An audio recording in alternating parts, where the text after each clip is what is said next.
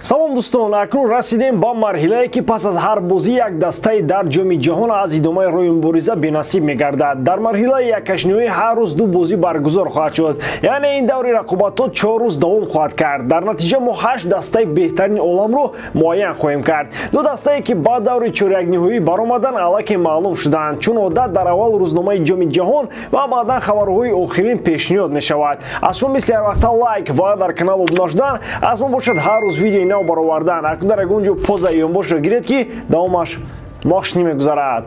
дӯстон, имрӯз боз ду бозии дигар моро дар даври яккашниҳои ҷоми ҷаҳон интизор аст. инҳо рақобатҳои Фаронса бо Полша ва Англия бар зидди Сенегал. чӣ гуна сюрпризҳо моро ин мунтахабҳо тайёр карданд. барои бозам ҷолибтар гузарондани ин бозиҳо шумо метавонед аз хизматрасониҳои дӯстони мо аз 1x истифода баред. дар он ҷо регистратсияи осон, пур кардани маблағ аз тамоми гӯшаву канори дунё, вале аз ҳам муҳим бонус то ҳаҷми $100 дар аввалин пардохт бо промокоди AMG 0777. ссилкаи бозӣ дар комментария. ба ҳама موفقیت.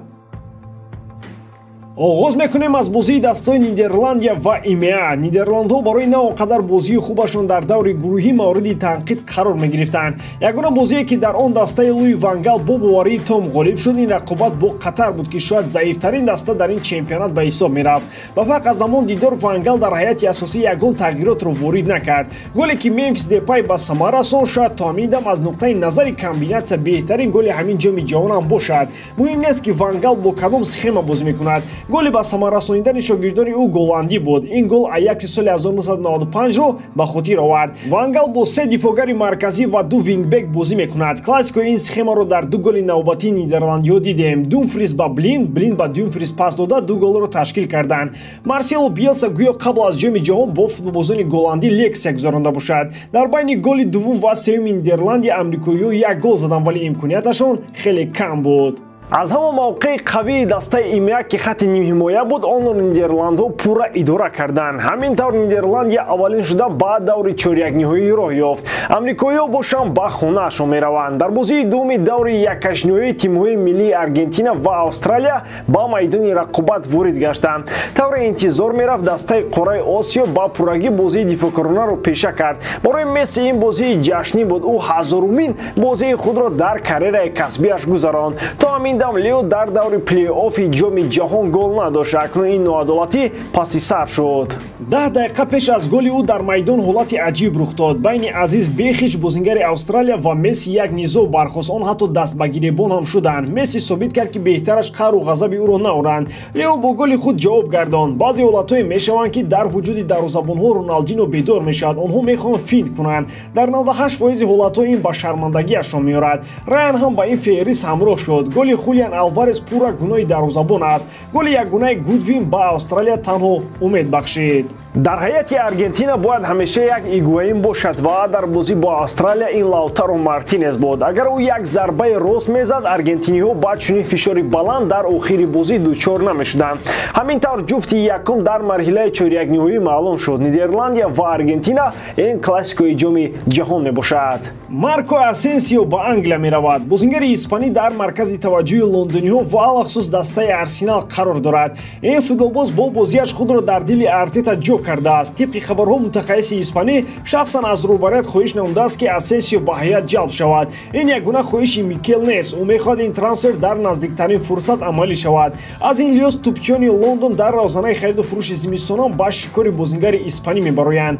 худи Асенсио айни ҳол дар ҷоми ҷаҳон бо тамоми фикру хаёлаш аст. ӯ намехоҳад ба ин суолҳо дода шавад ва танҳо дар бораи мунтахаби Испания айни ҳол андеша дорад. пас аз мундиал бозингари 26 сола бояд ояндаашро маълум кунад. дар ял дақиқан ояндааш дурахшон нест.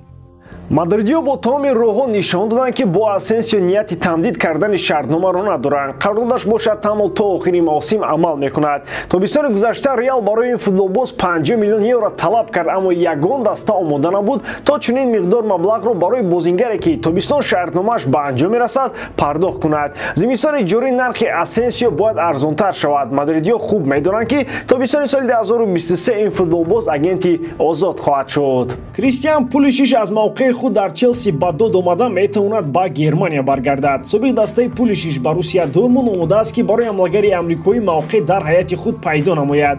Ин бозингар дар Челси вақти бозиро дарёфт намекунад ва ҳатто аз байни футболбозони захиравӣ ҳам хеле кам ба майдон ворид мешуд.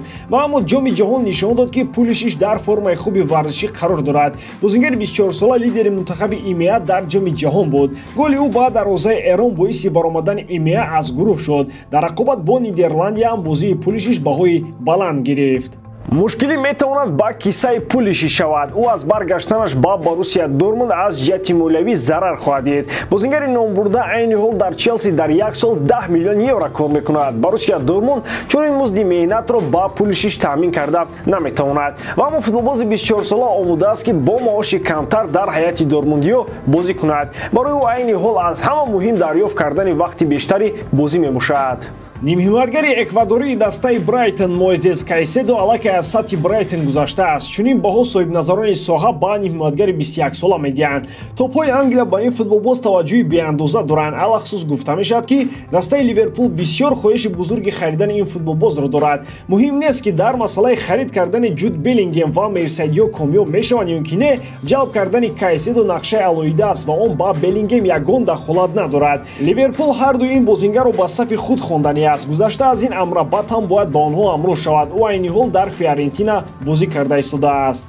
Мойзес Кайседо ҳамин мавсим ба Премер Лига омад, вале чунон бозӣ карда истодааст ки гӯё солҳо дар ин чемпионат аст. ӯ дар идора кардани бозӣ дар маркази майдон бисёр маҳорати олӣ дорад. ӯ нимҳиматгари мактаби нав гуфта мешавад. онҳое ки маркази майдонро пурра таҳти идораашон қарор медиҳанд ва ҳамчунин ба дохили ҷаримагоҳи рақиб рафта маҳорати хуби голзанӣ доранд. дар ҷоми ҷаҳон ӯ бо Эквадор аз гурӯҳ набаромад, аммо бозии Кайседо хуб арзёбӣ гардид.